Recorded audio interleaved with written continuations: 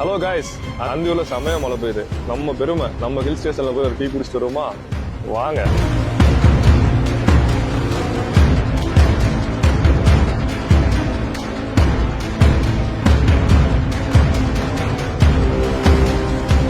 அதாவது ரோட்ல வந்து குரங்கு இருக்கும், நிறைய வைல்ட் அனிமல்ஸ்லாம் இருக்கும். அதுக்கு எதுக்குமே ஃபுட்டு கொடுக்க வேணாம். நான் விளையாட்டா நேற்று ஒரு விஷயம் பண்ணியிருந்தேன். அது உண்மையில என்ன பார்த்து யாரும் அதை பண்ணிடாதீங்க.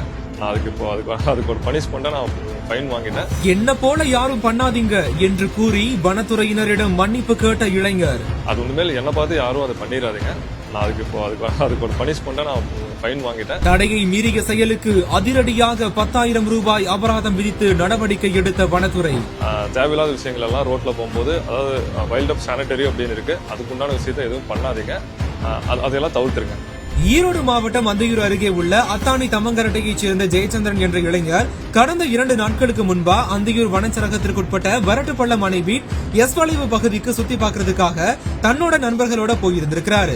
அப்போதான் வனத்துறையினரால தடை செய்யப்பட்ட வனவிலங்குகள் வாழக்கூடிய பகுதிக்குள்ள சென்றவர் வனவிலங்குகளுக்கு வனத்துறை அதிகாரிகள் விதித்த தடையை மீறி உணவளித்து அதை வீடியோவா தன்னோட சமூக வலைதள பக்கத்துல பகிர்ந்திருக்காரு. அந்த வீடியோ இணையத்துல வைரலான நிலையில வனத்துறை அதிகாரிகள் அந்த இளைஞரை அந்தியூர் வனச்சரக அலுவலகத்திற்கு வரவழைத்து எச்சரித்ததோட தடையை மீறி வனவிலங்குகளுக்கு உணவளித்த குற்றத்துக்காக மாவட்ட வன அலுவலர் அப்பால நாயுடு உத்தரவுப்படி 10,000 ரூபாய் அபராதம் விதித்து உத்தரவிட்டிருக்காங்க.